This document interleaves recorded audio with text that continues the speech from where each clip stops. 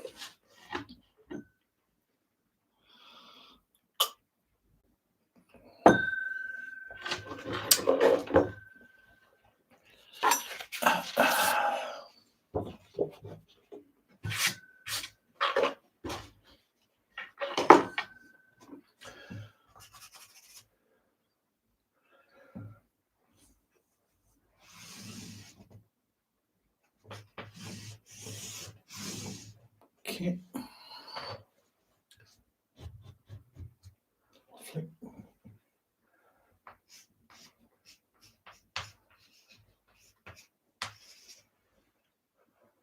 It's fine.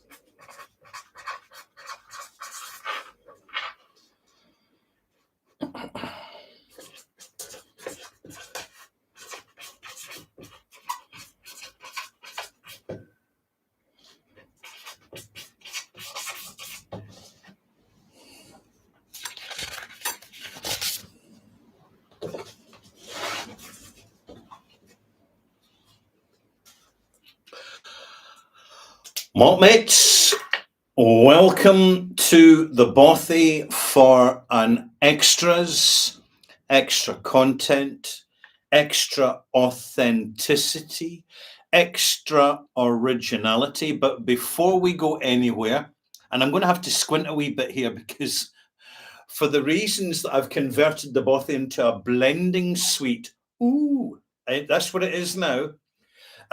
The computer is sitting a little bit further away, so I'm going to have to squint to see the comments. But I tell you what, good evening, everybody. Mark, MP, Gary, Richard, Mirko, Preston. It's lovely to see you folks for this extras. It's a live stream for Pat Pals only, and this is pretty unique. So sorry I can't take any questions this evening because this is something hold different, and I'm going to start by really just introducing the situation to you right from the very beginning as to what's going on here. Anyway.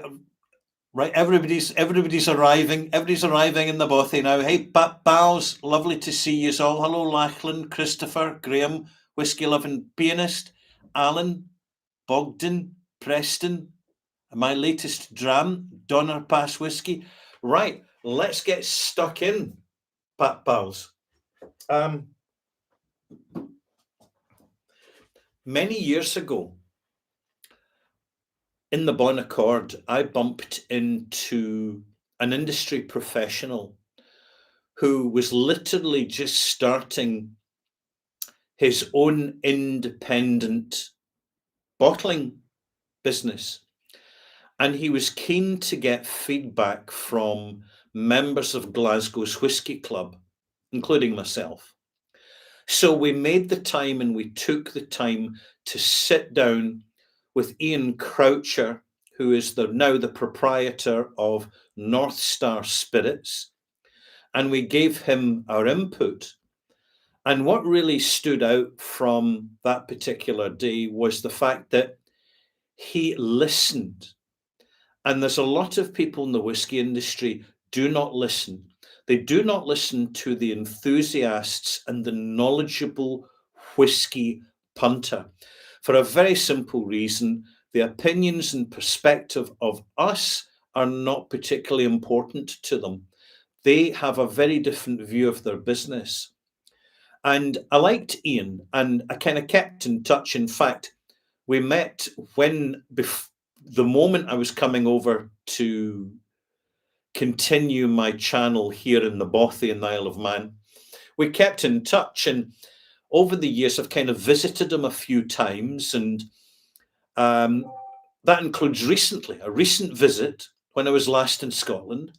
And we just happened to be sitting in his office over a wee dram because it's an opportunity for me to catch up with the industry and for the industry to catch up with the onliners, in which I say, well, this is where the online community is at. This is what the online community are interested in. This is why the online community are not buying so much these days. You know, all these things. And there's very, very few effective portals, two-way portals, where people in the industry actually connect with the online community. Now, the online community in the grand scheme of things, Pat Pals, is not particularly big or what we'd call important, but it is relevant.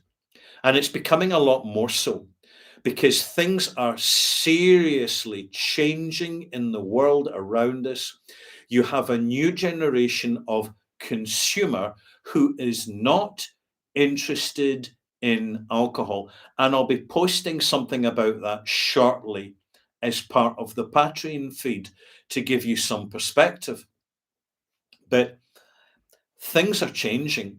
And although big companies may feel that they are immune because of their size and scale, it's not necessarily so. They're going to feel the pain significantly because the people who are walking away from whiskey first are the passive consumer who regard alcohol as unfashionable. Now, this also means that particularly with the development as we're seeing at the moment, an interest in small new distilleries and independent bottlers who are catering more successfully for our needs and our wants, particularly at the price point, but not always. Not always, but they do provide at a price point product for us which we consider what's called good value. And I think the big corporations, they're like oil tankers, they move so slowly that it takes them a long time to turn around. In fact, it's probably going to take them about 5 to 10 years to recalibrate where they are because they've got a lot of issues as regards cask quality, as regards the efficiencies of their operations and also the orthodoxy of marketing and the way they successfully disconnect from the people like us who are already interested in whiskey. So I was visiting Ian, and I said, Ian, thanks very much. We've had a good rapport over the years. You've provided when I had 50 million views at that milestone. You provided a bottling to the Bon Accord of 10-year-old Caol Ila, which went down an absolute storm. And just for the record, I don't make a penny out of that. I do it for the uniqueness of it. I do it for the originality of it. Because I know that with these small bottlings, single cask bottlings, at a good price point, there's so little profit anyway that it best just to go to the business where they actually need it to pay their rates, their rents, and their wages. So I said to Ian in my latest meeting, I said, is any idea, something we can do new? And I said, well, do you remember years ago we're discussing just various options in the Bon Accord? And it was Ian who suggested, well, I'll tell you what, why don't you become a guest blender and I'll send you some samples. We'll keep it small. We'll keep it very niche. And we'll create about 800 odd bottles of a high strength, naturally presented, naturally coloured, blended malt, blended by Ralphie. And what we can do is put the profits towards a local charity, and the charity, of course, is of North Star's choice. They do support a number of charities, and they declare this on the actual company's website.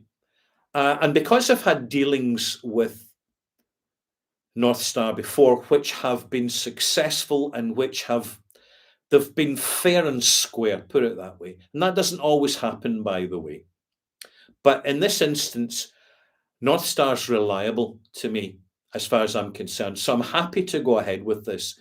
And I said to Ian, I tell you what we're going to do. I'm going to actually do the whole thing live blending, explaining the whole process of how I'm doing it to Patreon subscribers for truly authentic and original content online.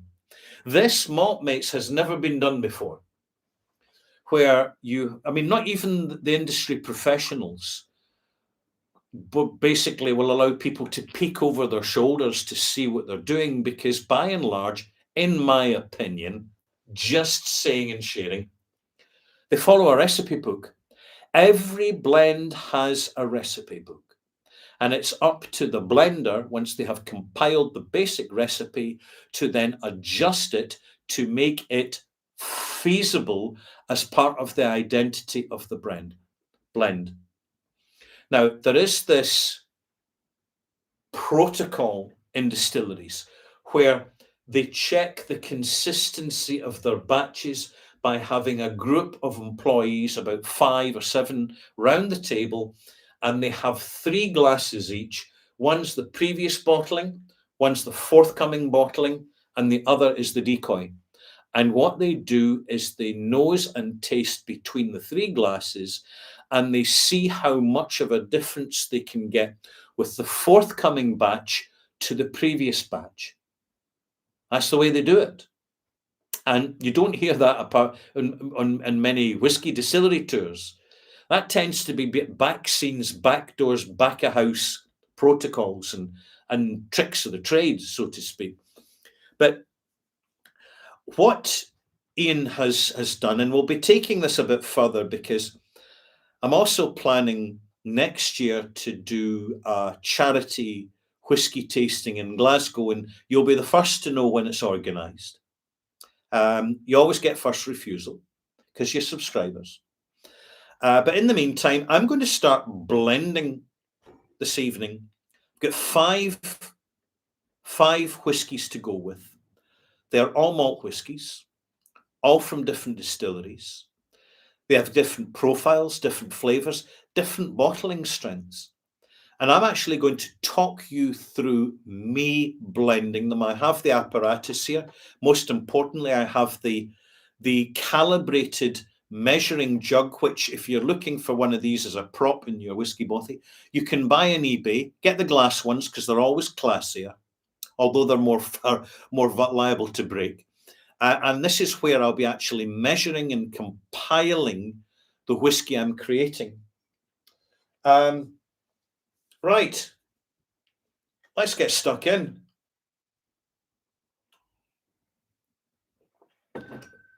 If you're first time viewing and you want to add to the chat group, you'll have to click off of Patreon.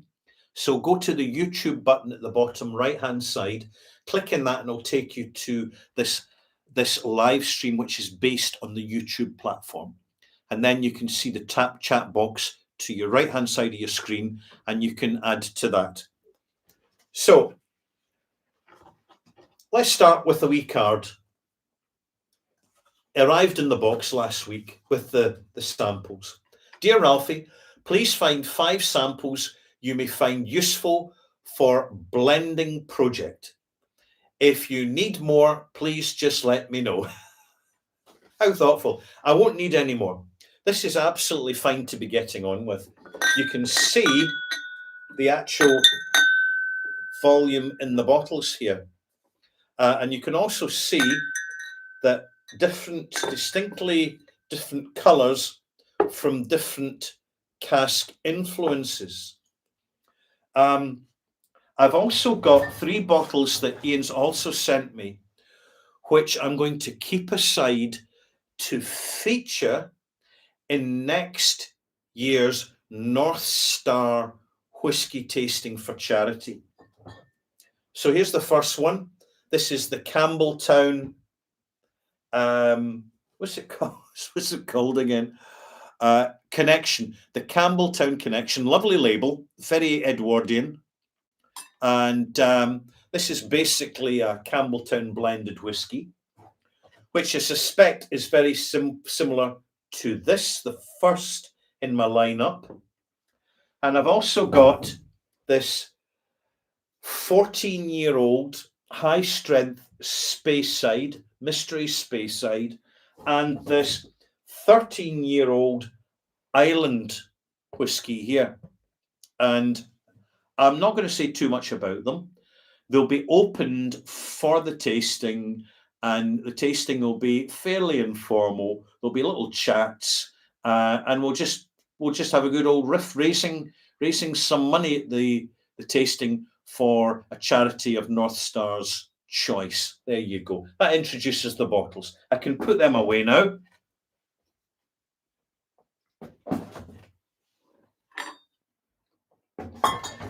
Before the video started, I pre-poured samples from the bottles. So there they are lined up. I've pre-poured them because I want them to thoroughly settle down and oxidize even before I start to nose them and taste them and examine them. During that time, I will be taking brief notes, but I won't be over-examining them. When you're blending, sure, a lot of it's to do with experience and technique, but a lot of it is to do with instinct as well. What whiskies actually pair, what whiskies go together, and consequentially, as a result of the pairing of two whiskies together, what do they produce and how does this relate to the other whiskies in the blend? I also want to mention that what we're doing is just, I'm sure you're already aware of this. It's unique. It's a first. It's absolutely authentic. I'm not editing this. If I absolutely make a blooper of it, hey, malt mates, you'll be the first to know. There is no artificial intelligence involved whatsoever. And it's proper old school stuff. Yes, that's what we want. Proper old school. Bring back the old school. Let's put this to the side here. I've got my chalk. I've got my board. So I'll be doing a few wee notes as we go along. I've got extra glasses off screen. I've got my big container of water, my pint glass of water, and a glass dropper. However, so as to have exactly the same amount of water in each of the whiskies, I will be using a good old-fashioned trusted 5 milliliter soda spoon. Right. Whew. Let me introduce the whiskies to you that I've got to work with. Now, fortunately, there's not too many. If it was Ballantine's I was blending, it would be hundreds of casks, or Chivas Regal or Johnnie Walker, hundreds, if not thousands of casks. And you've got to compile the casks together first. You stick to the recipe, and then if there's any anomalies at the end of it, you sort it out. And when you're doing things in scale, the singularity of the casks get lost in the mix. When you've got hundreds of casks, there's no way one single cask is even going to show, not even if it was Laphroaig. It's totally hidden in the mix. This is different.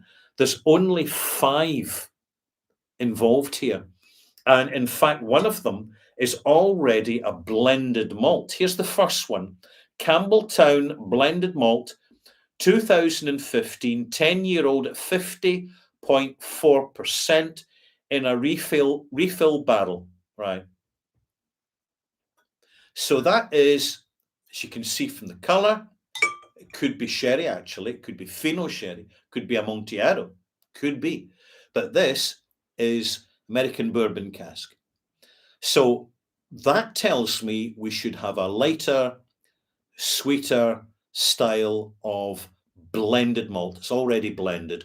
Campbeltown, it can only be the blend of 3 single malt distilleries, either or, not necessarily all of them. Springbank, Glengyle, and Glen Scotia. I suspect it's Glengyle, in other words, Kilkerran and Glen Scotia. Now that gives me points of reference here. I'm now going to check and see, is this peated? I need to identify and isolate the peated whiskey and then just put it aside and be very sparing with it, because peat can absolutely dominate a blend, even if it's coming from one component cask. Here's the second one, a Secret Speyside of a low AB, 43.7%. Now, I've got to be aware immediately that this is simply a weaker whiskey. If I think it provides a valuable component to the blend, then I have to use a factor in a larger proportion of it simply because it's of a lower ABV, and subsequently has because there's simply less alcohol in the combination of alcohol and water, it can carry less flavor. It can't carry as much flavor as a higher strength whiskey. It's not physically possible. Although, of course, Scotch whiskey being Scotch whiskey, the rule doesn't always apply. Now, the third one is Ciananich. This is, no, get me finished with this one. This Secret Speyside is 2010. So this is a 15-year-old sherry hogshead. 15-year-old. So there's been a lot of losses, by the way, over the 15 years. But the actual age statement on the result still stays at 10 years because the youngest is the age statement. But this has been 15 years. Its ABV's well down. It's heading towards 40. Perhaps that explains why you've got, a Secret Space. It could be, what's Secret Space? It could be Macallan. It could be Glenfarclas. We just don't know. The next whiskey is Ciananich. It's 63.4% now. This is a higher ABV. So this is going to carry further in the blend because of the strength. And it's a 2013 refill hogshead. So this is 2000. Give me a sec. Got to do some mental arithmetic here. 12-year-old. I got there. 12-year-old blend. So we get 10, 15, 12, but the result's a 10-year-old. The next one is the oldest whiskey in the blend. It was distilled in 2007 and comes in quite a high current bottling strength or cask strength of 60.3%. And it's an Orthroisk, usually pronounced. And it's from a sherry hogshead. So we're seeing now already in the blend the dominance in terms of individual components of sherry casks compared to bourbon casks. Now, I've now got to factor that into my blending. And then finally, here comes the peat monster, Caol Ila. I'm delighted it's Caol Ila, not Laphroaig. If it had been Laphroaig, I could barely use any at all because even the slightest trace of Laphroaig comes through in blends. It's far, far too dominant. Caol Ila tends to assimilate. It tends to be much more versatile and dexterous when it comes to blends. And this is a 2015, so a 10-year-old at 58.7, so a relatively high strength and very much a sherry hogshead. You can see in the colour that, because it's natural colour, tells me that the cask has been particularly active. So at this point, I'm now going to move the bottles behind. I've actually had to get the blending table out to sit on top of the barrel because I needed the space. So what I'm going to do is I'm going to start by taking notes, and I'll just mark it 1, 2, 3, 4, 5. And already I'm thinking, I could be so lazy about this. So lazy. And make it at least 33, 40% Caol Ila. And then just use the other whiskies to back up the Caol Ila. And it would probably work. A peat heavy blend. It'd be far too easy. So obviously, Mottmates, that's not going to happen. I'm going to really, I've given it, so far, I've only nosed, I've not even tasted these whiskies yet. So let's start. Oh, geez, I don't want to smash anything. It's about to smash something. Right, I'll put that over there. beside my jam jar of soda water. So let's start with the first one. Campbellton Loch, ex-bourbon cask, 10 years old. Relatively high strength, but relatively 50.4%. I'm getting a fresh fruit, peat-free light blend. Now, why did I say peat-free? Simple, because you can get heavily peated Kilkerrans and heavily peated, what's the other one again? I've not even had a drink yet. Heavily peated Kilkerrans and heavily peated Glen Scotias. We've probably tasted them. We know how excellent they tend to be. So I can't just presume that it's unpeated. I've got to actually check it out. And mild, rich, barley sugar, restrained, soft, Highland Island style. First taste.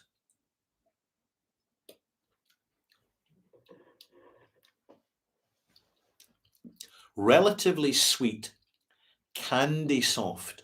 We're getting slight sweetie shops here. I'm really pleased to see that. You see that sort of lighter style. This tells me that this is a vehicle whiskey, a vehicle contributor. This automatically tells me that I want a higher proportion of this so as to balance off the more powerfully flavored other individual components so they assimilate in and don't carry too much weight in the blend. After all, I really want this to be a proper blend so that there's no one single component dominating excessively. So my first impression is just tasting it. I've still to add water. I've still to examine the sensation components: sweet, sour, salt, bitter. I need to identify them because see if I had a run of whiskies which were all sour, predominantly sour in sensation, I'm going to end up with a super sour blend. And therefore, I've got to, if there's one particularly sour or two or three malts sour, I've got to actually reduce their contribution. It's the same with if one was particularly sweet.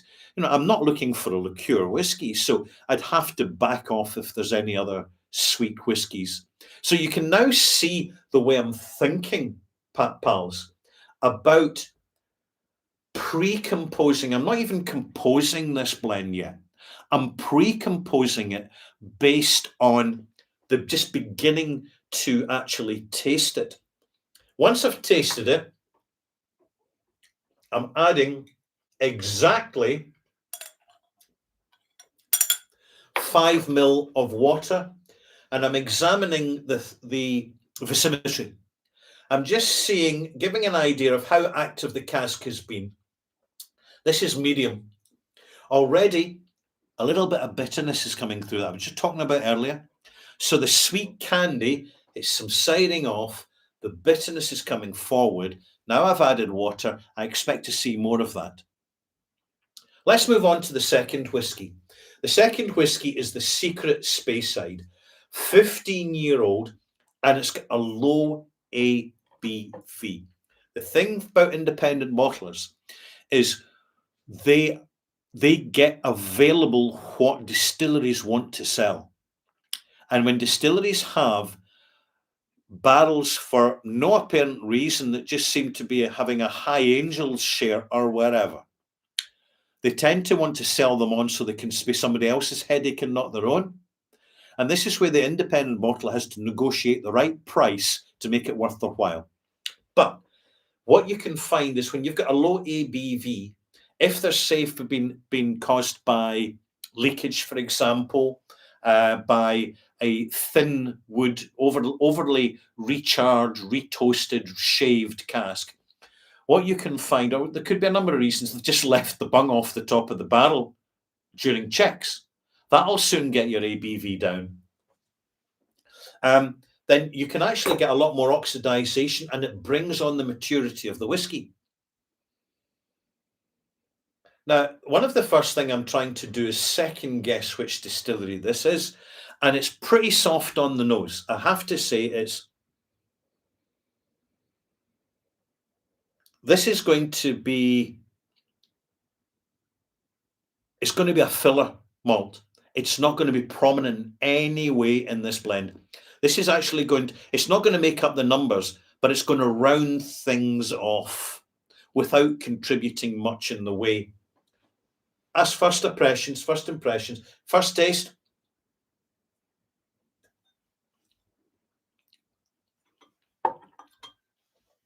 Sweet, languid, sweet and sour, soft, gentle, woodsy, wood sap.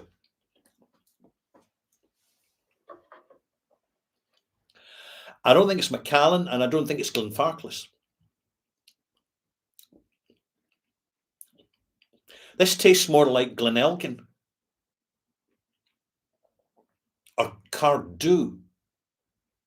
It's got that soft, it's naturally a soft, this is very much a blender's malt rather than a distinctive single malt. I'm going to add, literally, yeah, because this could drown it because it's a low ABV, but I'm going to do it anyway.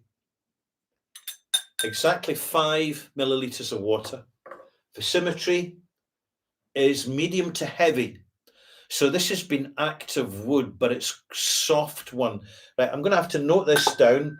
The first malt is what I would call the carrier. The second malt, right, this one here, the Campbellton blended malt is the carrier. The Secret Speyside is the passenger.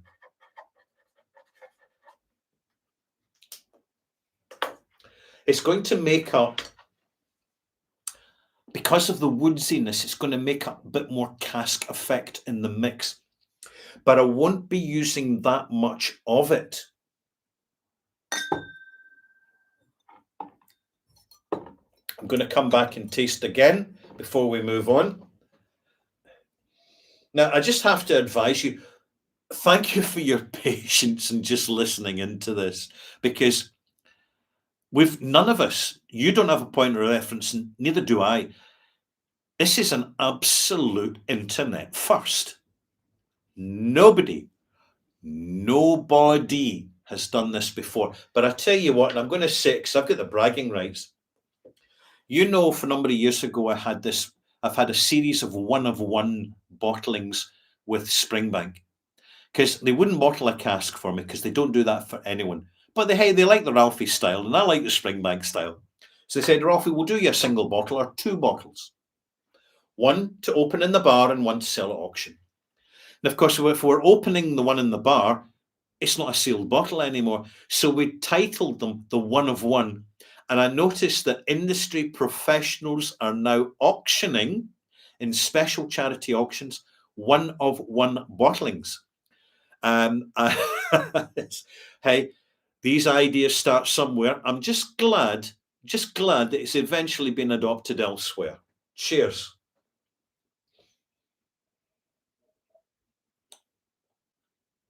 Oh, now this is interesting.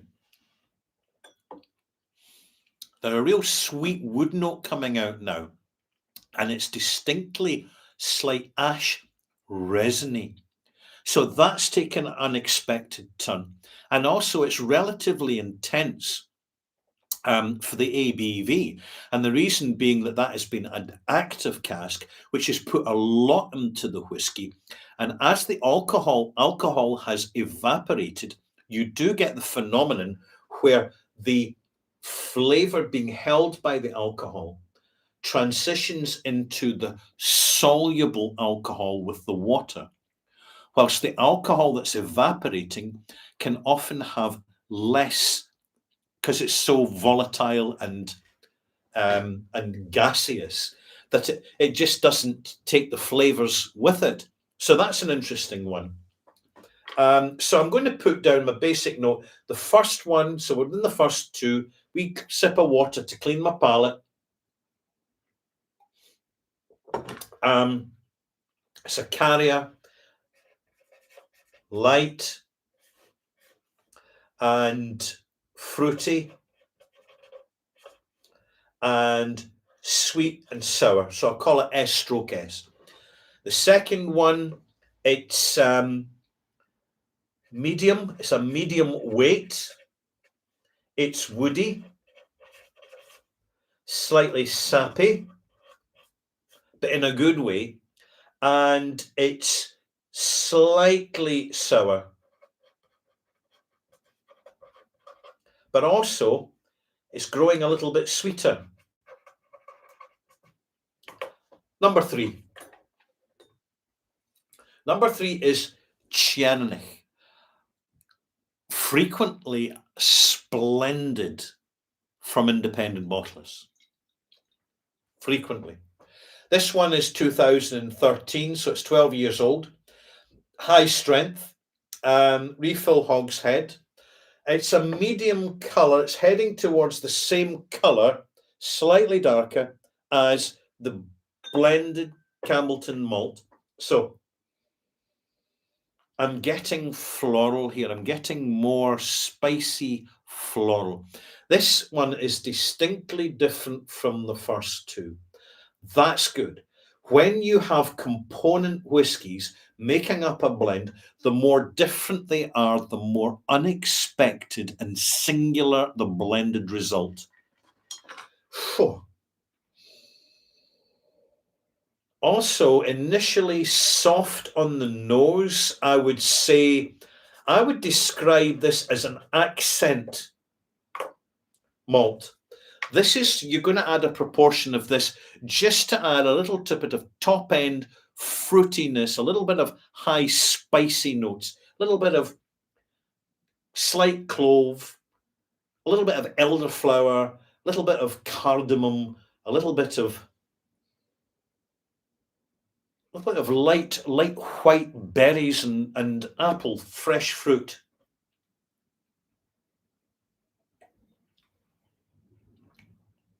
This has got a powerful arrival, quite intense. And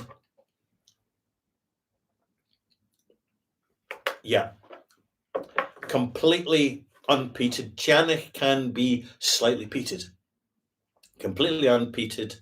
So NP, no peat.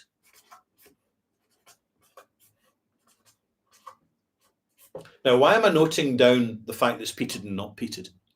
Because see, when you added peat, the Caol Ila obviously is going to be peated, although you can get unpeated Caol Ila. And Diageo have actually bottled unpeated Caol Ila. Very interesting experience. The one, of course, that's completely missing from our radar is heavily peated Scapa. Heavily peated Scapa would be an absolute banger, but Pernod Ricard just do not do exciting stuff for us, frankly.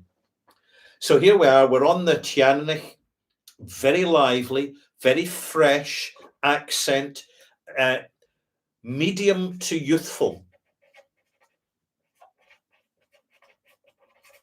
Now you'll notice the descriptors I've given you, they're not so much about flavors, they're about styles and sensations and character.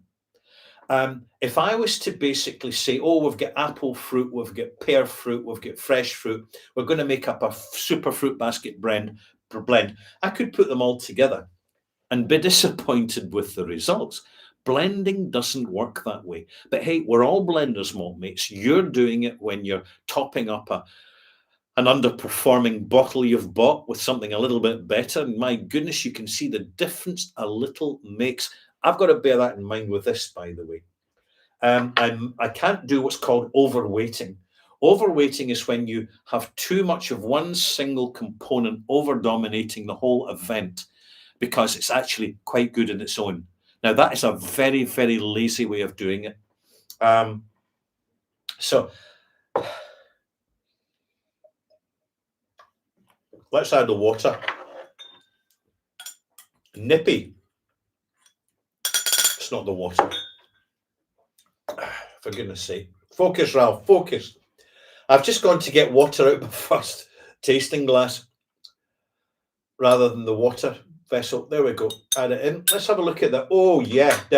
Now we're getting big weight here. Big thread. There's a lot of fresh wood oil gone into that whiskey. This is a bit of a banger, actually. This is the fresh one. It's an accent, medium, youthful, fresh. And I'm going to underline fresh. If I use more rather than less of the Teaninich, it's really going to make the whiskey component taste younger. So I've got to balance this carefully. So I've added the water, little roll around the glass.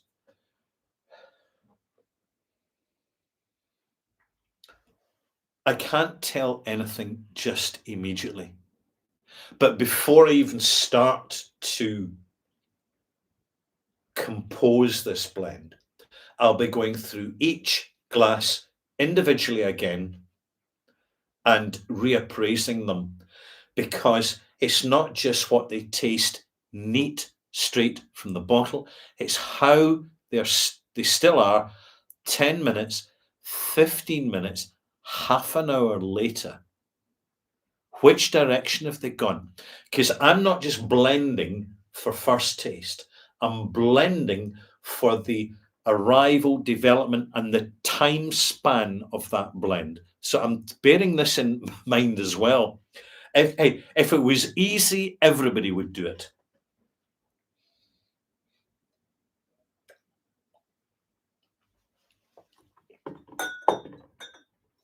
Camphorish, mint.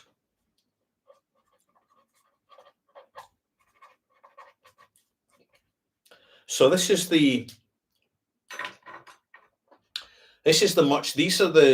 still the neutral, the carrier. Light, fruity, soft.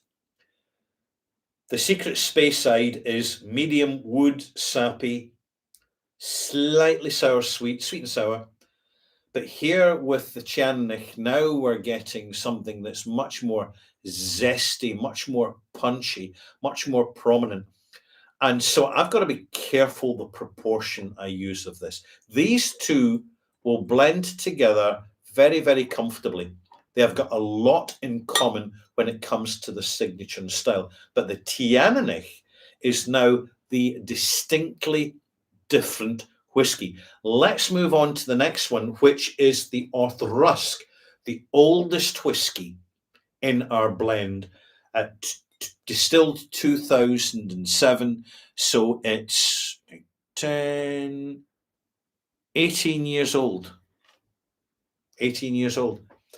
I'm kind of tempted to add more and more of this because it gives the whole blend a older age profile. But that is not necessarily a good idea. So let's start. Think about it. I just want to check. It's 2007, 8, 9, 10. It's 15, 16, 17. Yeah, this is 18-year-old. The oldest blend, the oldest malt that I've got to play with creating this blend. So let's have a nose. Immediately smelling much more subdued, much more restrained. I'm noticing the age immediately. It's quite fresh. It's not feeling tired at all in any way. So that's encouraging. A wee roll about the glass on the nose,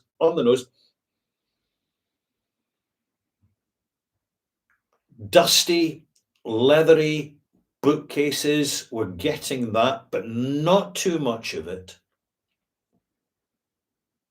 And also I'm noticing that it's 60.3%. So this is actually really high strength for the age. That tells me that the cask's been a real older cask, less disturbed, maybe at the back of a dunnage warehouse, less traffic, less vibration from forklift trucks to disturb it, and also thicker wood. So that it's been just basically a heavier cask. Because the physical weight of casks does vary. It depends whether your staves are 3/4 of an inch thick, an inch thick, or even an inch and a quarter thick. They do vary. And of course, when they do, the rate of evaporation is affected.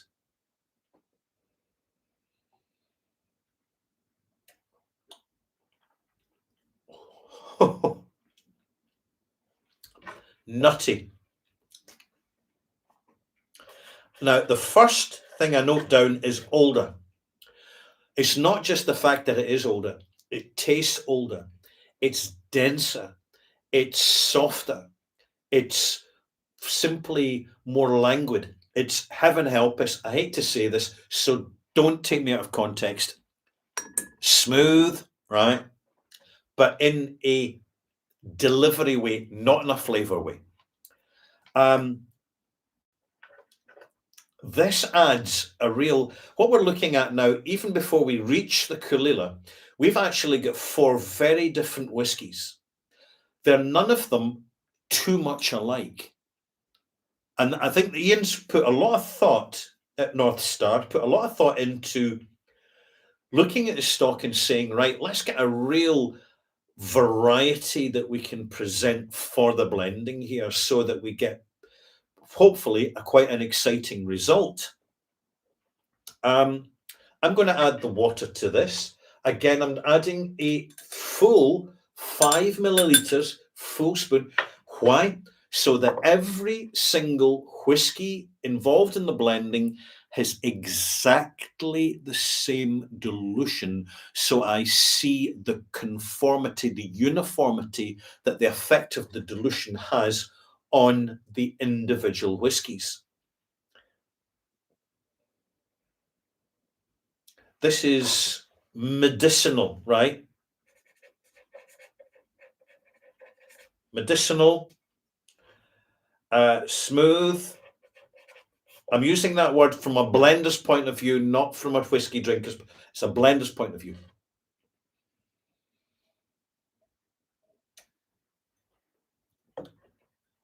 Water added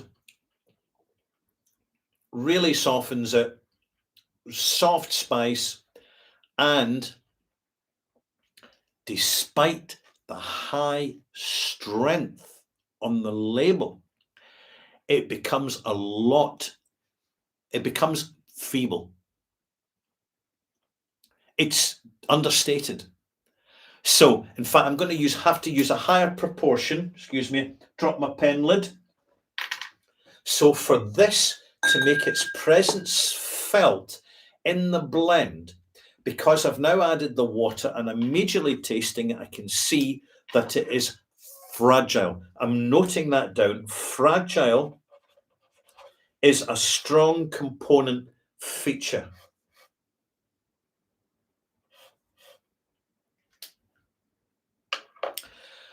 Finally, the Caol Ila. 2015, 10 years old. What does that tell us? Even with a fresh cask, refill cask, any cask, you're going to get a lot of peat going on. I should expect that. This is bottled at 58.7%, so a high ABV.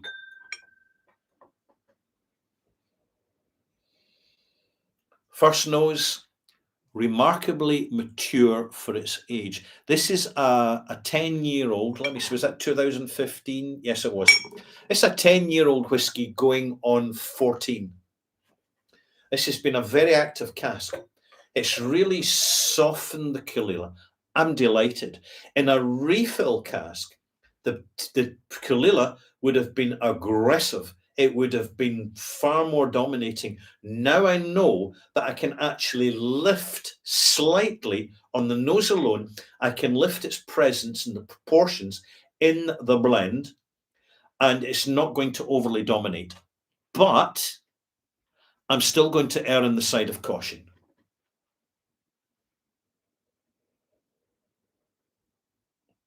It's a delightful nose, by the way.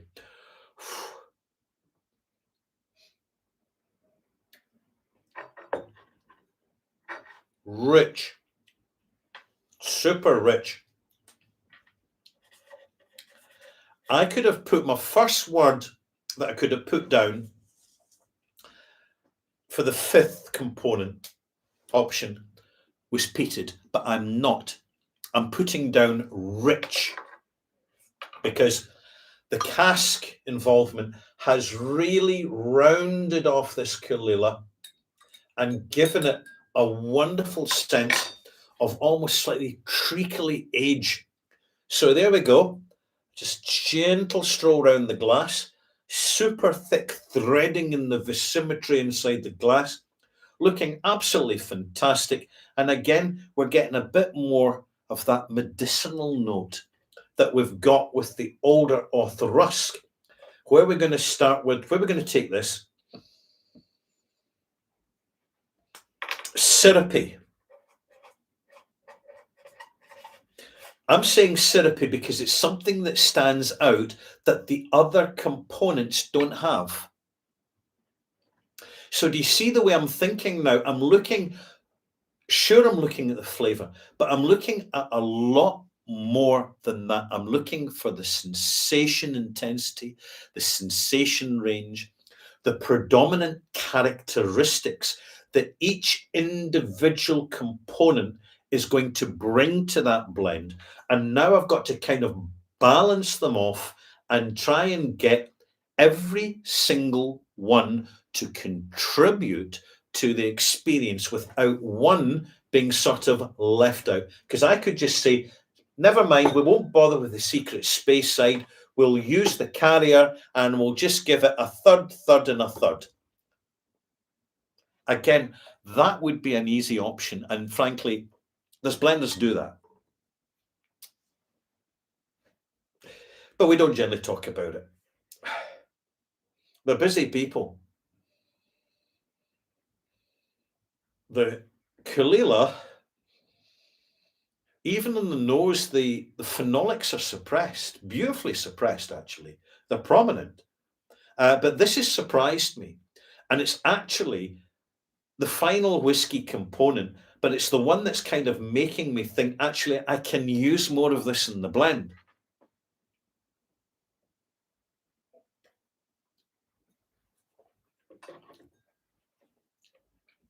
Now the phenolics are coming through. Licorice, chimney soot, not so much bonfire. I'm going to put chimney, sooty, and it's going with syrupy.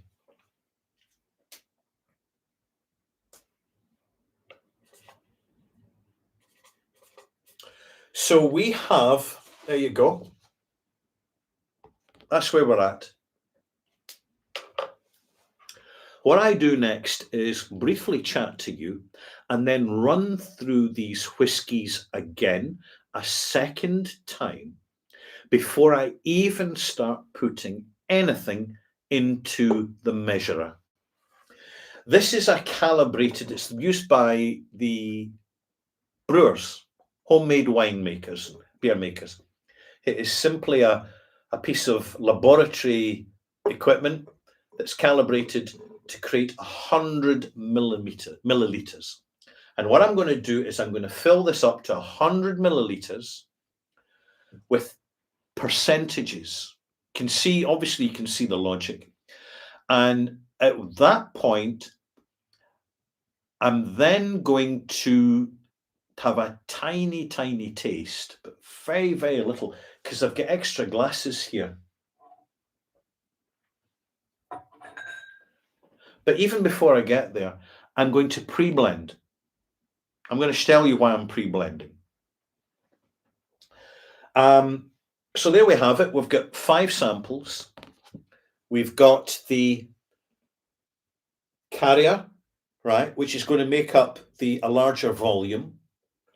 A passenger, which is going to contribute character more than flavor.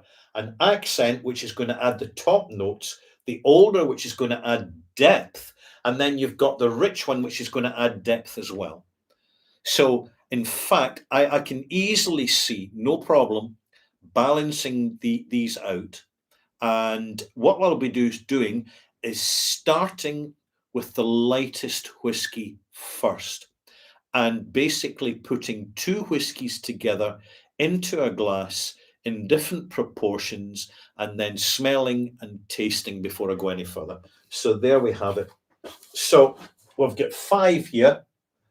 1, 2, 3, 4, 5. And the first one is a carry. Okay, I hope you can read that okay. This is the carry one. The next one is just a plus. So it's a carrying malt plus. So these two can certainly go together, and they'll be going in thirds. You can blend 50-50s, but my personal way of blending, and it's purely a personal experience thing, is to work in thirds so that you don't have two equally flavored whiskies cancelling each other out. So Antonio D, hey Ralphie, if you wanted to do a blended Scotch, you'd need some grain spirit. How would you do that? Basically, I'd get some North British or Cameron Brig, and I'd add whatever percent, depending on the price point, depending how it's going to work. This is a blended malt. It's not a blended Scotch. It's a blended malt Scotch whiskey. So there is no grain whiskey in it. See this? This is the blended one. It says Campbeltown blended malt, but it's Campbeltown. The whiskey components are from Campbeltown, and there isn't a grain whiskey in Campbeltown, grain whiskey distillery in Campbeltown, with a column still, which you need for grain. And there you have it. All right, the third one is A for accent. And the fourth one is age. It's going to provide a sense of age. And the first one is P for peat. This is going to be the peated part. So at this point, go back to them. They've had time with the water in them to settle down, oxidize slightly, and express themselves. What have we got? Well, fun. This is a lot of fun. The fact is, being a unique, very small project, North Star Spirits have gone out their way to make sure that the individual components of this blend are up to speed. They are good stuff. They're a pretty good independent bottler as it is. They've got a rich stock of decent stuff, as do many of the other blenders at the moment, because they can be more fussy about what they buy.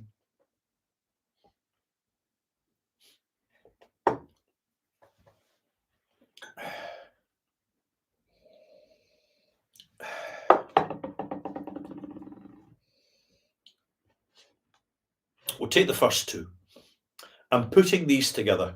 They just seem to work together. They kind of bond. Do you know what I mean?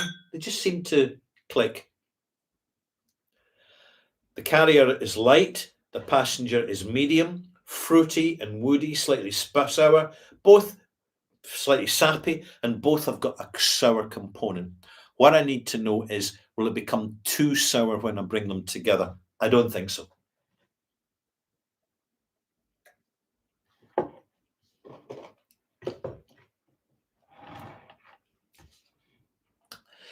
In the Campbeltown blended malt, the sourness is receding and it's replaced with a slight lozenge sharpness. You know, get these fruit medicinal lozenges? Yeah, about a minute. Wrong glass.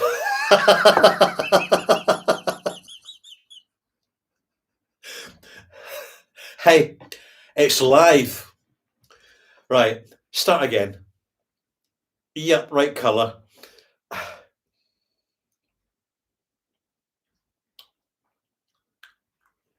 The sweetness is still there. It's gentle. It's rich. Barley sugar. shortbread, biscuity. Absolutely. This is the carrier malt. This is going to make up the largest proportion of whiskey, which will be 33%. 33% at least, which on the graduation here will literally be at 33. Because in fact, technically it's 33.333. Yeah? But we're not going to be too anal about it. The Secret Speyside.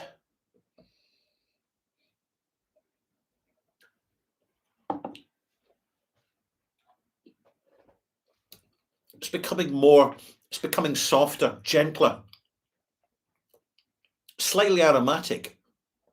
It's calming down. So again, we're seeing the relationship between the two quite successful. They're both carriers. They're both the foundations of the malt. Now, what I need to do is put them together. How do I do that? Well, I get this, a siphon, and I basically take 2/3. So I take 22, right, of that, scoosh, and I take 11 .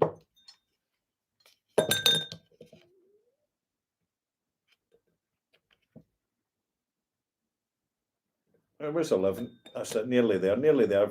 I was doing it, getting it right. There we go.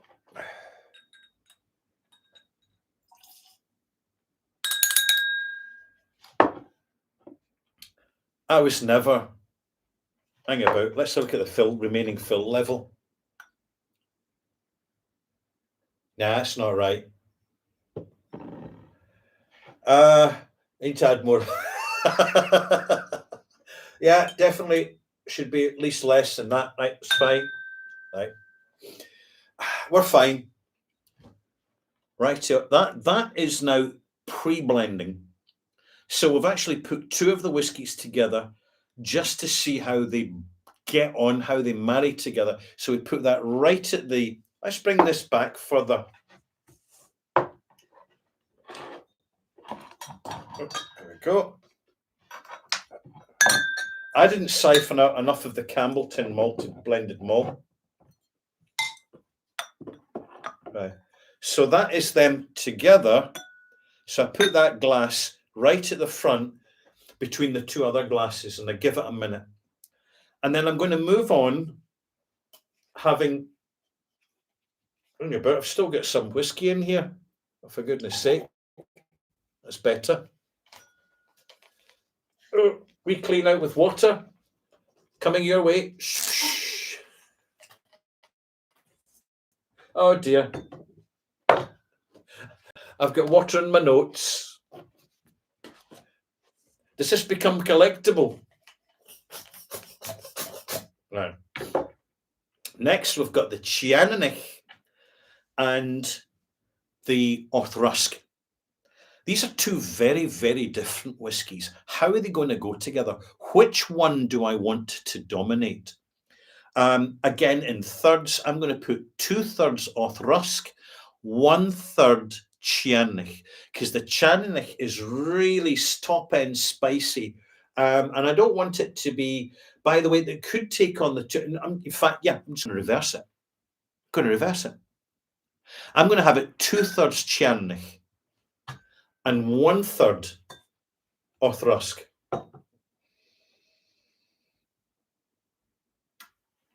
Here's the Cianich. Now that is, it's more woodsy now. Creamy, creme brulee, custardy. Not quite so impressive, but still, it's holding in there nicely. It doesn't have the absolute sparkle of the fresh fruits and the zestiness that it had when I tasted it neat. So I know now that that's not really going to kind of hold up over time. How about the Orthrusk?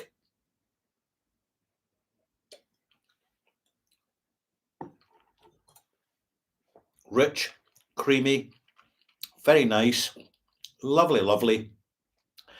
But it tends to have a lot in common. It has more in common with the Caol Ila than it does with the Ciannach. The Ciannach is the light one. And I was hoping to use the Orthrusk as the dressing malt. Now, the dressing malt is the one, it's what's called the finisher malt. It's the one you put over the top that kind of just gives it that singularity of the blend, gives it the identity stamp. And originally, I was thinking from nose alone it would be Orthrusk, but it's not. It's the Ciannach. So what I'm going to do now is leave the Ciannach in the center on its own, and I'm actually going to pre-blend the Caol Ila and the Orthrusk. So now this is live, so here we are. I'm changing it now as I go through the Caol Ila. An absolute beauty. The big peaty notes. So in fact, this is going to be 1/3 Caol Ila, 2/3 Orthrusk. Now where's my spare glass? Here's my fresh glass. Now let's see if I can do this without getting my calculations wrong. We'll start with the Orthrusk and get 22. 22. There we go. Can't even get 22. So I'm going to have to get as much as I can out the glass. I'll put 11, right? And then I'm going to have 3 of the Caol Ila. 1, 2. I need to measure this carefully. This is critical, actually.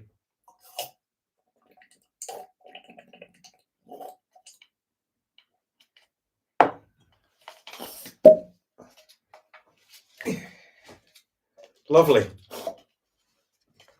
Another wee clean out. Scoosh.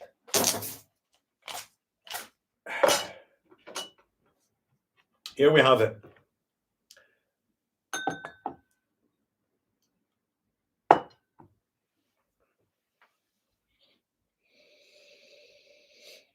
Already this is completely changed. The whole dominant signature of the Caol Ila has just disappeared. Such is the weight of the Orthrusk. Bear in mind, it was quite dense to start with, but it's a high ABV, it's a high alcoholic strength. So it's actually transforming the Caol Ila in such an interesting way. It's really suppressing the dominance of the Caol Ila peaty notes. Excuse me a second. Shut up and go away. You're not getting in because you'll break something. Delightful. Really impressed with that combination. So let's get my second. Oh, let's just put it on the. Where's my chalk?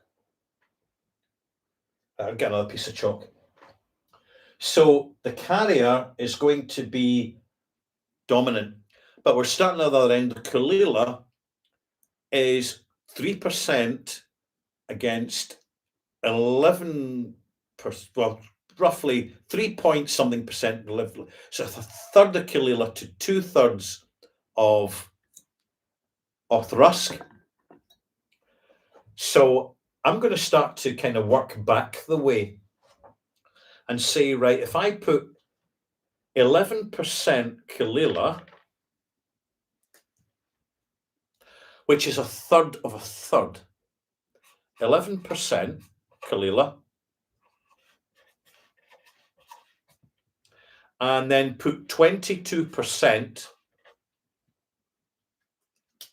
Orthrusk. That's 1/3, 2/3, right? Then we'll go to the other end, the carrier. So they're going to be a bigger proportion. So if I put 33% Campbellton Loch, and 11% Secret Speyside. What's left will be Tiananich. So that's 33 and 22 is 55. Add 11's 66, and 11 is 77, which leaves 23% of the accent malt, which is a heavy accent. That's a big accent of the Tiananich. So I'm coming back to the Tiananich and I'm saying to myself, is that worth it? There's only one way to suss this out, and this is to get the next glass and basically I'm going to put 33%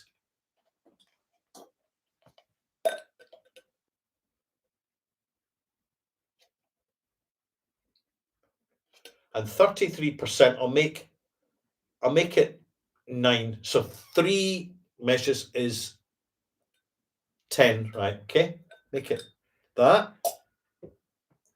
And then the carrier is 44.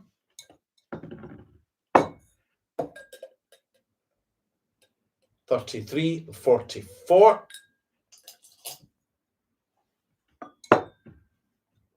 And then the remainder is another 33, which will be 9 units.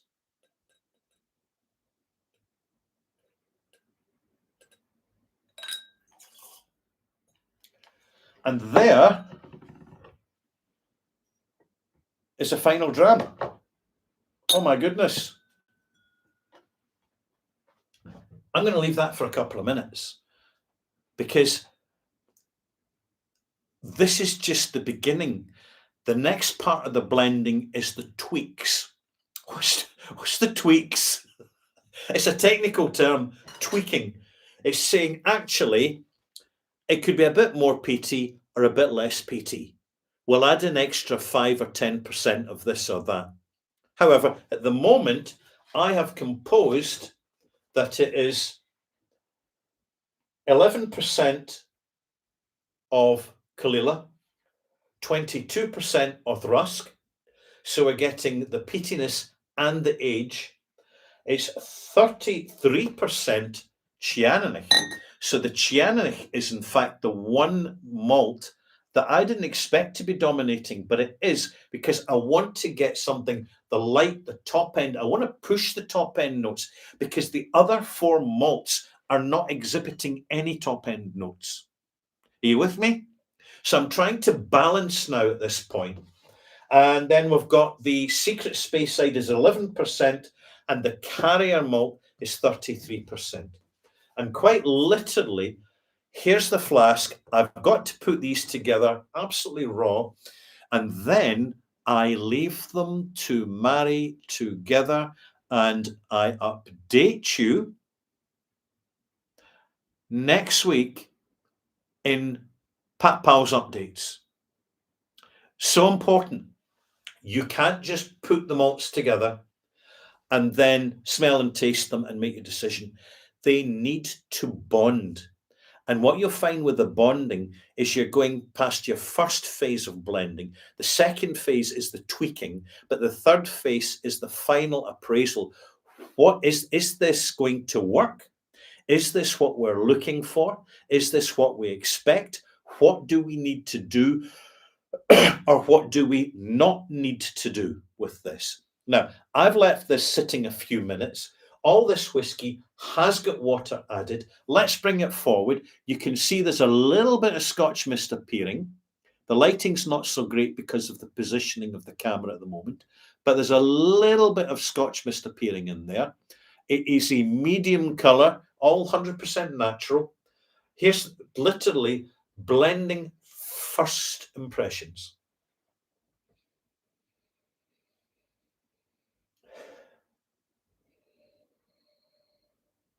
First impressions are that the Caol Ila's kind of disappeared. It's really kind of gone into the blend. It's been carried into the blend by the Othrusk. I'm glad that I've got 33. A third of this is the Cianich. And also another 33. So 2/3 of the entire blend is Campbeltown blended malt and Cianich. Now, I've got to assess, is this a bland blend? Have I balanced things out too much? Because in balancing, I'm looking to generate the presence of each of these different component whiskies, but I don't want them cancelling each other out.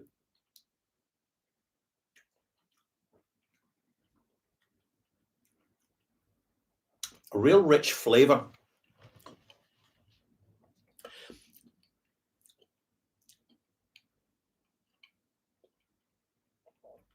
Slightly sappy, but it just kind of disappears into sort of a very mild grapefruit note, slight peachiness, fresh apple. The peat presence, the Caol Ila, is pretty well integrated. You know there's peat in there somewhere, but it doesn't come out to meet you as Caol Ila.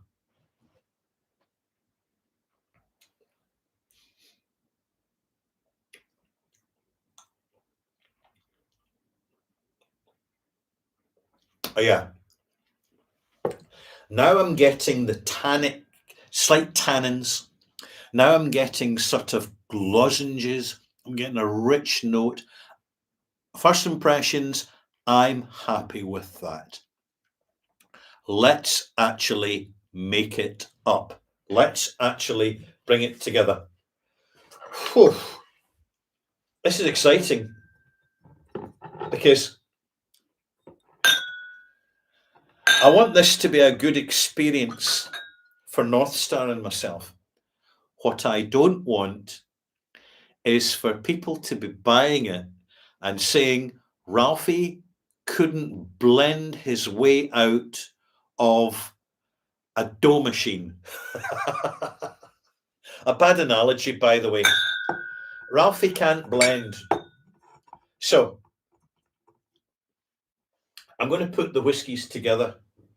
I'm going to empty one of these glasses and then just pour it neat again. These are all, they've had water added to bring them up, to lift out the real character nature of them.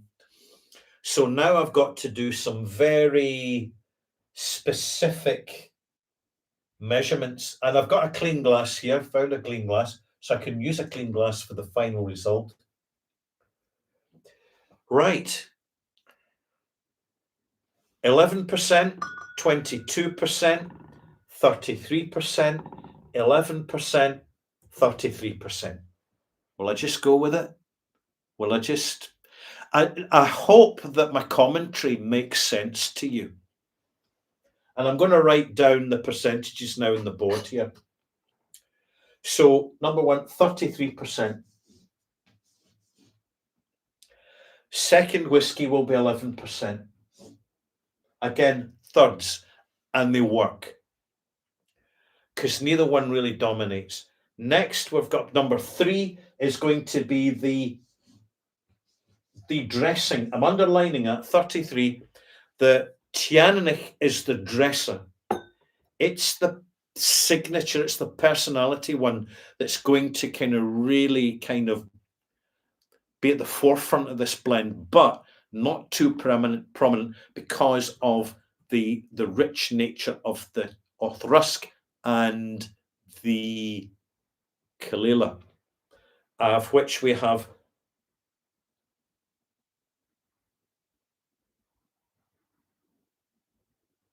right 22% Othrusk and 11% Caol Ila. There you go. Let's put them together now. Number 1, 33.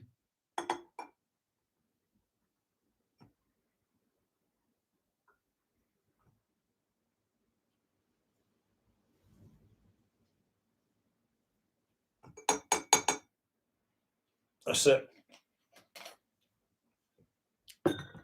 Number 2, 11. 33 and 11 is 44.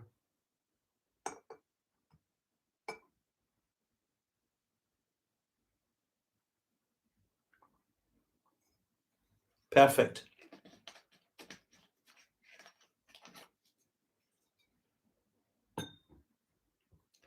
The Othrusk,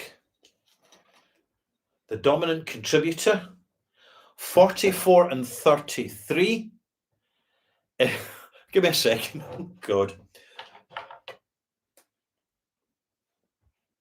44 and 33 is 77.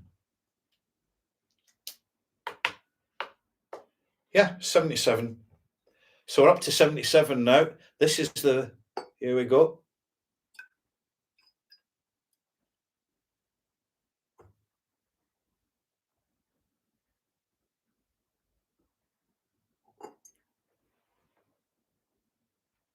Slightly short there.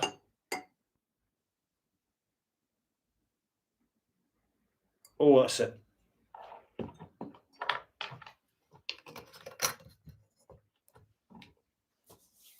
Number 4 is 77 and 22.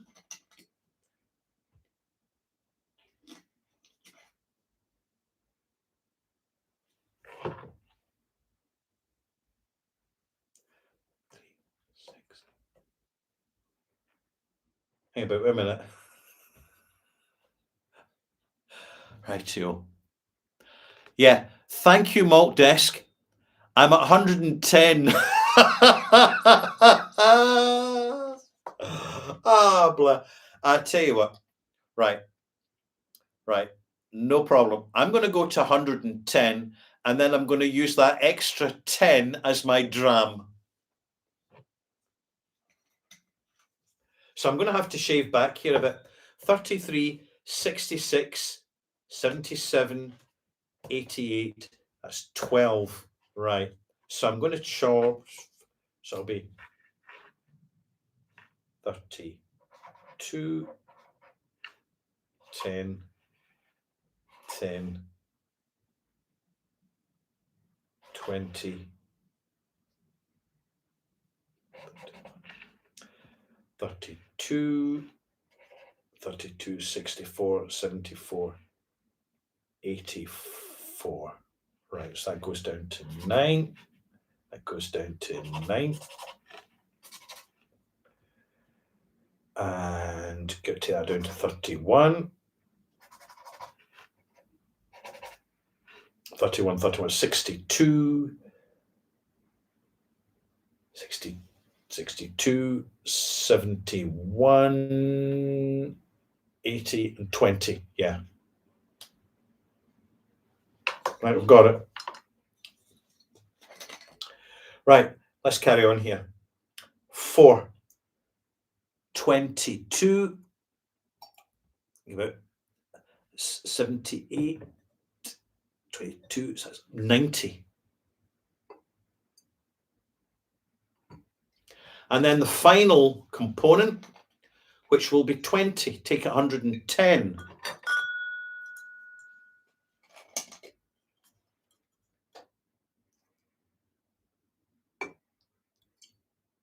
It's 100. Excuse me.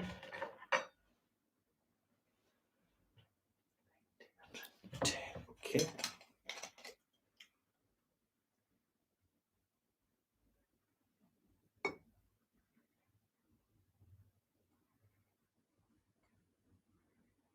That's us.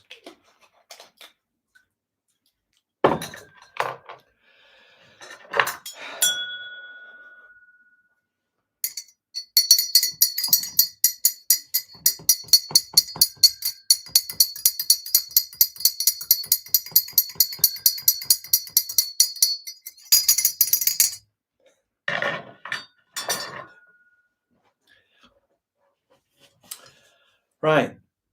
Next glass and remove.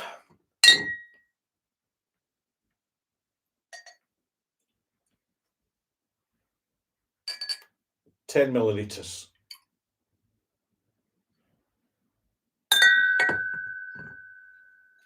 Here we go. Here's our blend, folks. Undiluted.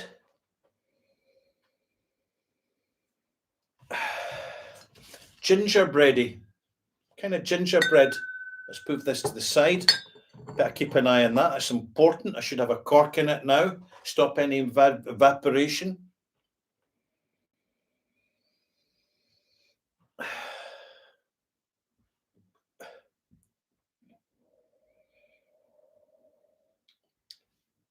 Basically, I got my sums wrong slightly, but frankly, I don't care. I'll pass on this combination at 110, right, percent, 110% instead of 100%, and let Ian at North Star just kind of whittle it down slightly.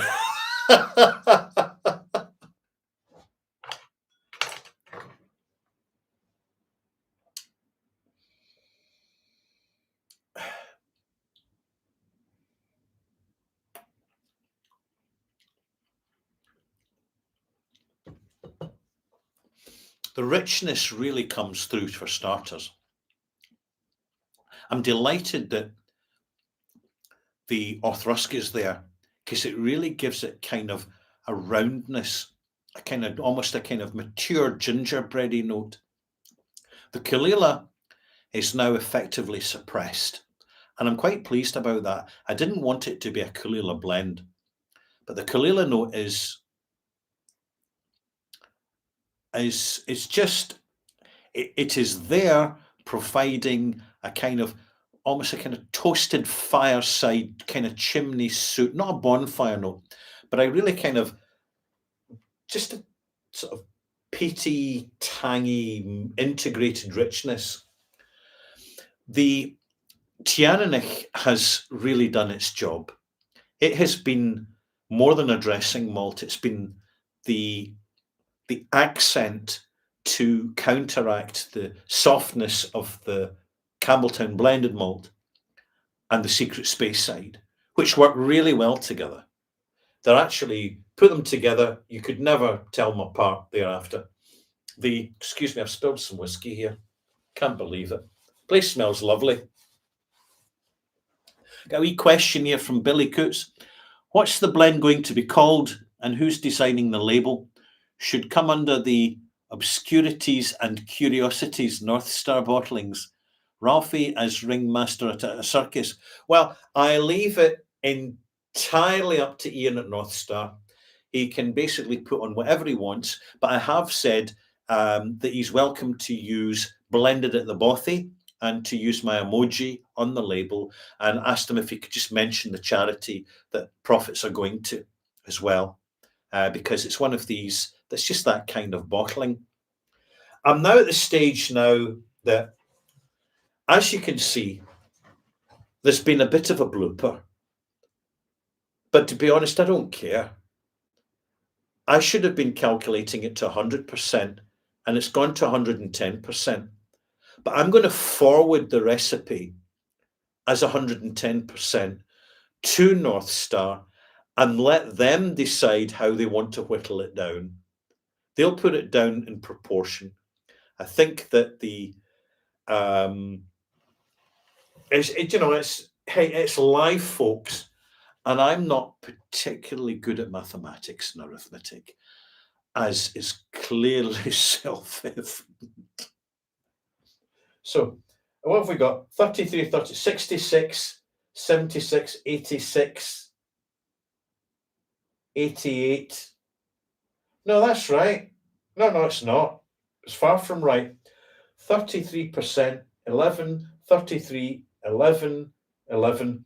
So that's 33, 66, 77, 88, 110. So we've got to knock 10% off everything. So it'll be 30, 30, 10, 11, 20. Now, 30, 30, 60, 70, 80, 90, 100. Good. I've sorted it out. So a 33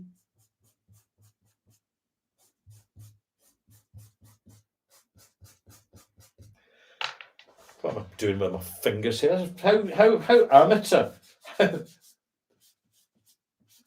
I'll just start again. Right. 30. 30. 11. 11. No, 10. 10 and 20. 30, 60, 70, 80, 90, 100. Good. So it's 30% Campbellton blended malt, 10% Secret Speyside single malt, 30% Cianich, and 20% Othrusk, and 10% Kalila. There we have it. I finally figured, and I did it all by myself. Whew, thank goodness. A few wee questions here. Ginger Genius, Alex, hey Ralphie.com. Hello, Alex. Ginger Genius. No such thing as a blooper. It's just the way it is. Yeah, absolutely. Hey, it's just the way it is. But hey, sorted. Just sorted. Want some? We'll just give you a wee scoosh of whiskey. Now I've let this sit. I could add a wee drop of water. I'm going to sip it again neat.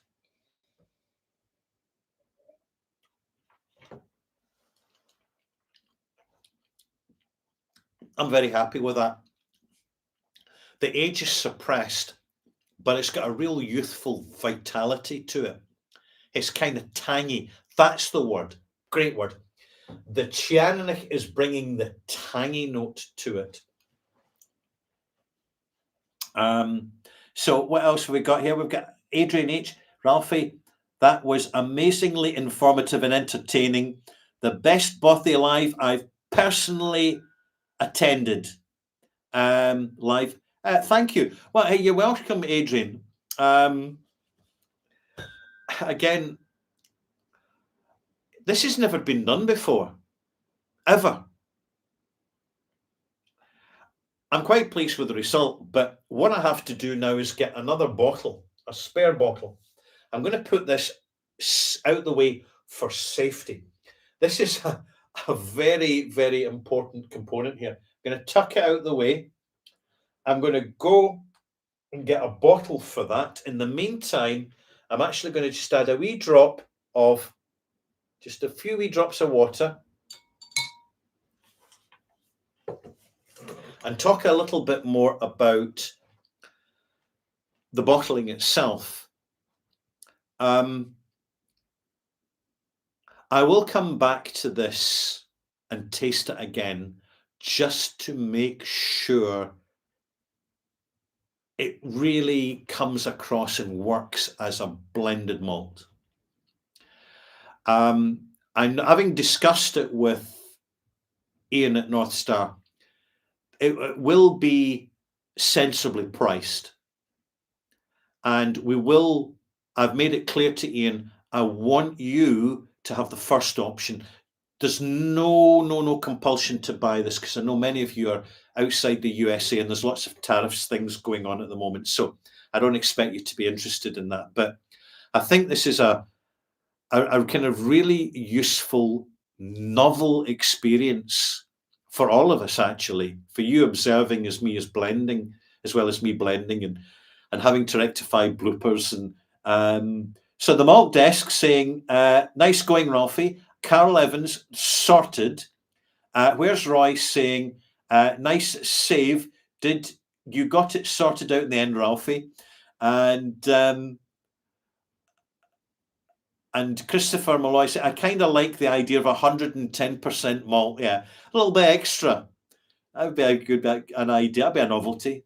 Great fun, Ralphie, since Silverio. And the Donner Pass whiskey, I have noticed that distilleries with descending line arms and worm tub condensers are my favourite. Hey, yes. Descending line arms pull the spirit out of the still. Therefore, there's less reflux. Worm tubs, The spirit is cooled in copper oxide, not copper as everybody says. It's copper oxide. That has a different effect. But it kind of, it conditions, it helps retain a certain essence to the whiskey. I'm a huge fan of Wormtubs, and I have to say, for the record, I'm so pleased for Ardnahoe, who are getting such traction now and such recognition, because they went the extra mile and the extra expense to put Wormtubs into their Islay distillery. And it's an open secret that the Islay distillers are now saying that, in fact, Ardnahoe are making the best spirit on the island at the moment. And by the way, there's a lot of other good spirits being made on the island.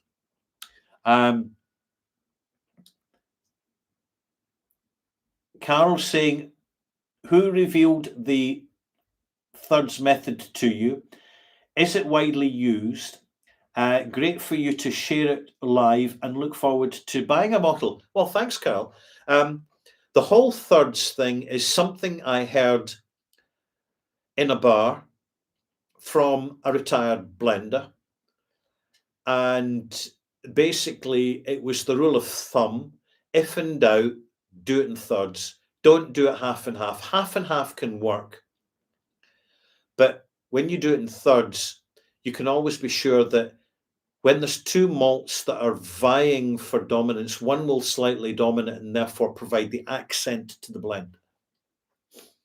And it's something that I've found from blending myself, from blending bottles and infinity bottles. It's worked for me. I much prefer to blend by thirds than by 50-50 every time. I think it's just more successful. I'm now looking at the screen, at the blackboard behind me, and I'm thinking 10, 30, 30, 10, 30, 20, 10. Actually, yeah, I just feel good about that. I just like that composition. If I'd been lazy, it would have been 30. If I'd been lazy, it would have been 30, 10. Sorry, 30, 13, 13, 13, 30. Right. Something like that. I could have let the Caol Ila call the shots, but I haven't. I've actually put the Caol Ila further into the background, and it's gone into the background because it's been in there, because I've been pyramid, right? You notice that I'm not just bringing all five together at once. I'm pre-blending the first two and the last two, and then I'm isolating the Teaninich, which in fact at 30% as a dominant has become the dressing malt. It's become the dressing malt to actually give it more accent in the high-end notes. I'm very happy with that, actually. I really am.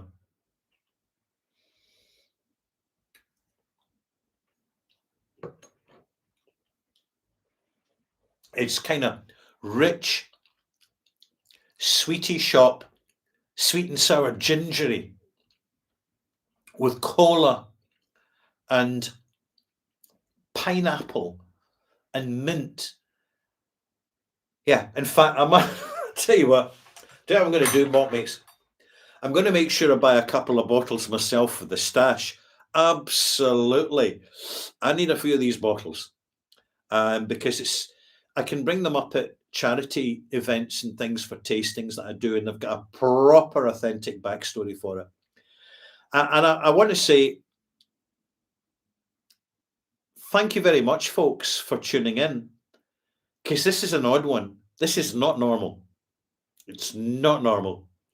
And I wasn't sure how you'd enjoy it, but this is available only for Patreon subscribers. And it's so unavailable for the general viewer, because that's the way my channel's going. You're quite important to this. You're important to this channel. You're the inner sanctum that I'm not going to even mention it on my public side until after the bottles have gone into the shops, and you've had, I'm not even going to let people be generally aware of it. You know, I know, and North Star know. And that's where we're at the moment. So it depends. If you want to blab about it, go ahead. It's up to you.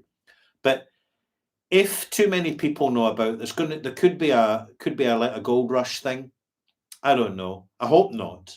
I think we kind of avoid that. I want the whiskey to be available through the small independent bottlers shops, the shops, right? The high street shops. It's up to North Star how they distribute it.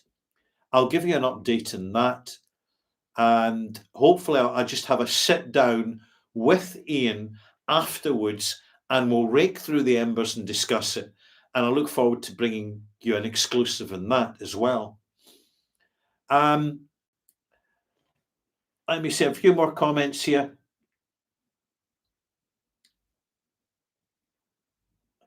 The Ginger Genius. Hey, you're asking a really good question.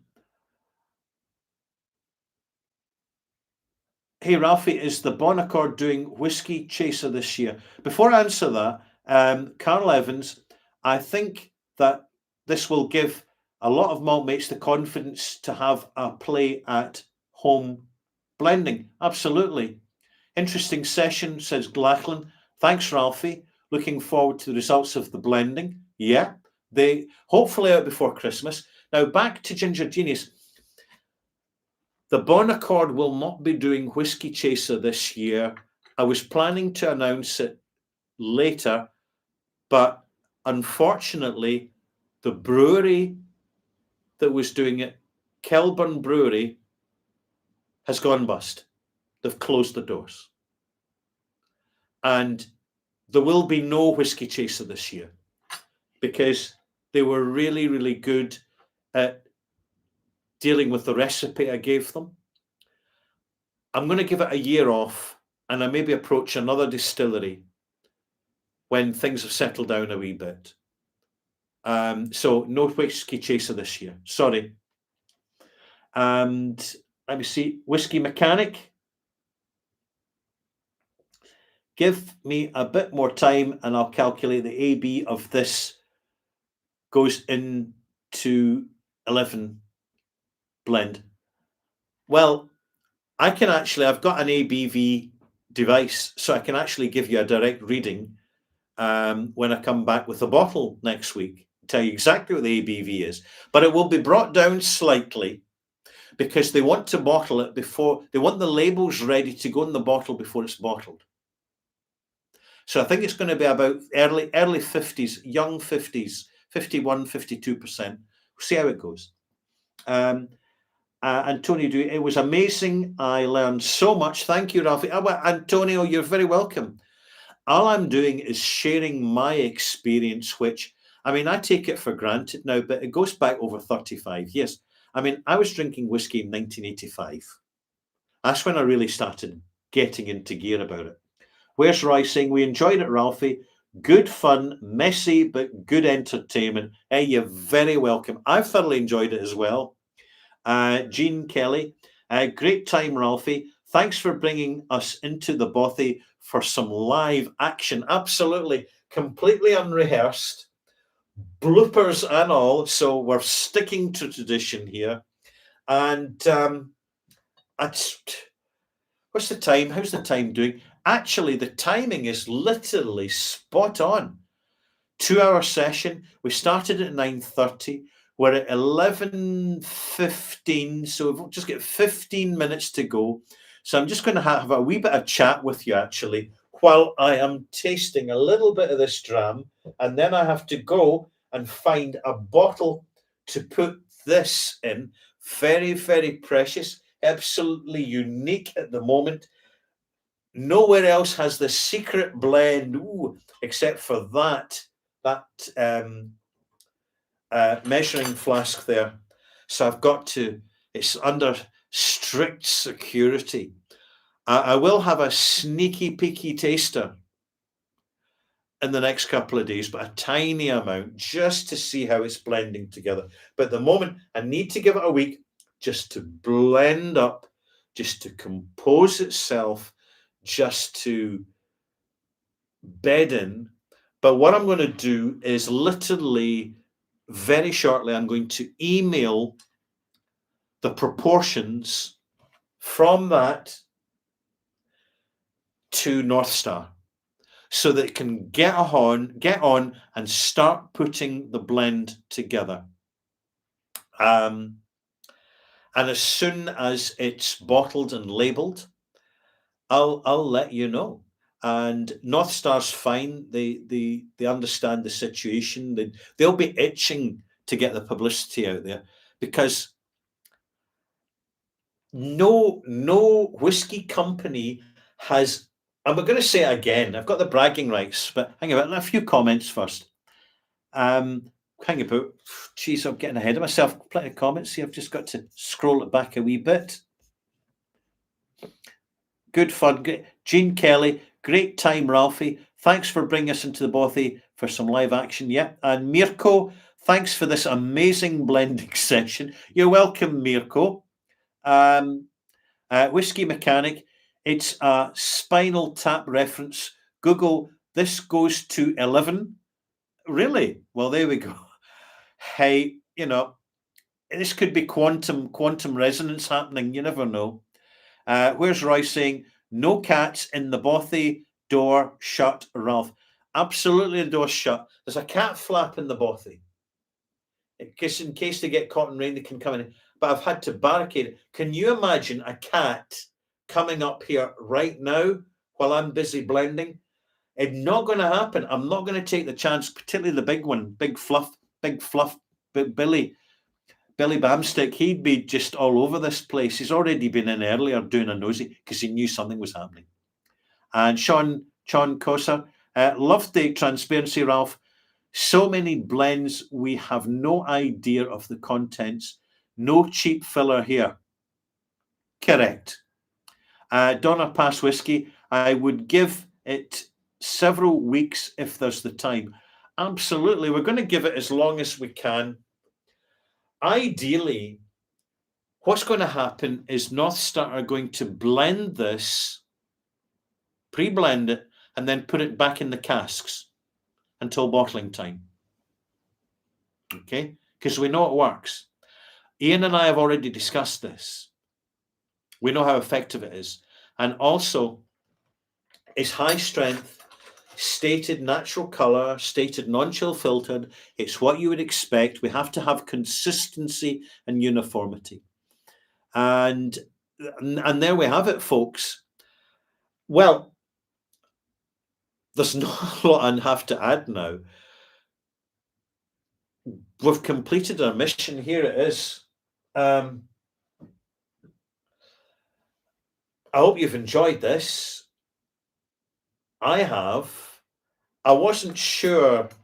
I kind of went through a dress rehearsal in my head, but as you can imagine, there's no previous point of reference. And my main thought was, whatever happens, keep the narrative going. Just go through the whole process and constantly explain what's going on. So I'm going to conclude the video now with one final nosing and tasting note. Now, I must stress, this has only just been put together. Only just been put together.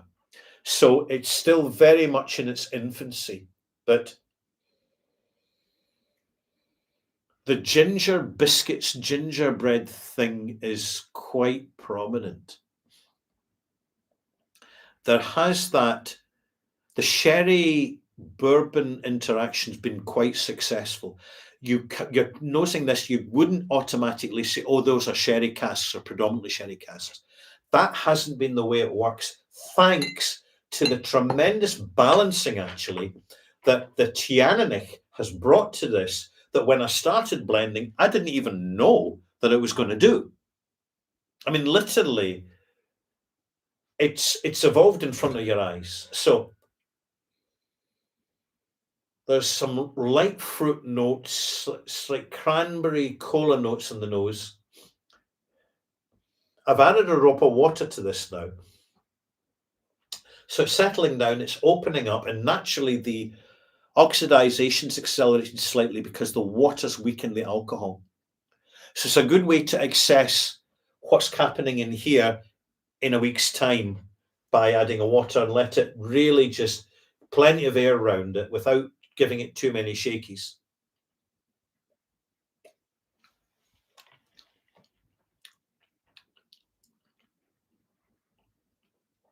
Initially, there's a touch of sappy note, but it quickly recedes. It's kind of warm, sort of slightly fudgy, sappy note that recedes quite quickly. The ginger, the ginger reference comes back in. Ginger cake, ginger, like slight ginger dumpling, ginger biscuits.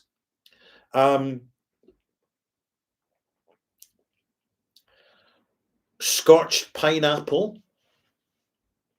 There's not a lot of citrus going on. It's just simply not that style of blend.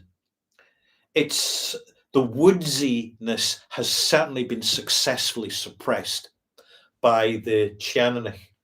But with the Chianich, let's coming back to it, I was saying number 3, an accent, medium, youthful, fresh. That freshness, that slight camphor mint, is coming through.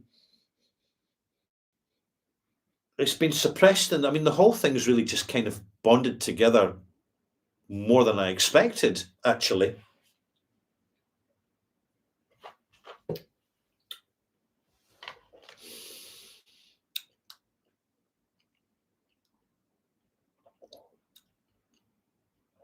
Pineapple cubes. Got a youthful little heat towards the finish. Finish fresh, zesty. Yeah. I'm noticing some real kind of citrus fruit, grapefruit, pineapple zestiness towards the finish. Very little in the shape of tannins in the finish.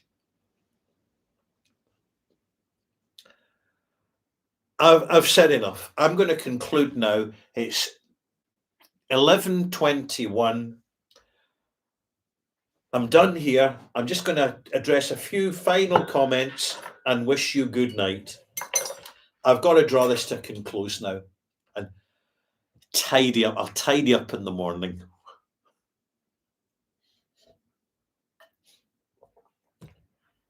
Just a final word. And when I'm rinsing out my palette, increasingly it's soda water I use. I find soda water far more palate refreshing than still water. It's finished now.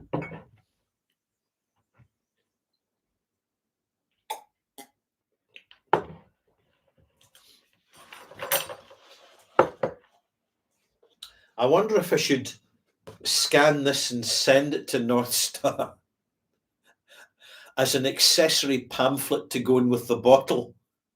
Just sign it Ralphie, and just put wee arrows to bloopers. Hey, we're done. Final comments. It's inaugural online live blended malt, volume 11. Thank you, Carol. This has been a great bonus malt bothy live. Thank you, Rob. Glad you enjoyed it as a extras. Billy Coots, will you have Ian on to have a chat about the blend process? I won't have him onto my channel, but I will record something next year around about. What we'll do is we'll record something when we're having the charity North Star evening in Glasgow, co-hosted by Ian and myself. Then we'll sit down and just record an interview, a two-way conversation, rather than interview, two-way conversation about just how it worked out, because how it worked out for me and how it's worked out for him. I think that'd be a good way of doing it.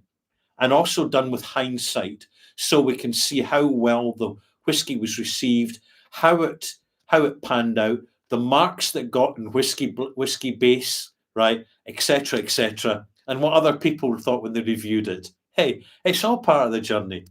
Billy Coots, will you have Ian? And I've answered that one. Well, good night, malt mates, and fine, Rick Johnson. Thanks for the fun. Thanks, Ralphie. Always unique adventure, sir. You're very welcome. It remains for me to find a glass somewhere. Here's one. Toast your good health, malt mates. we're done. I'm now closing. I'm on the button here to say good night and see you soon. And thanks, as always, for your support.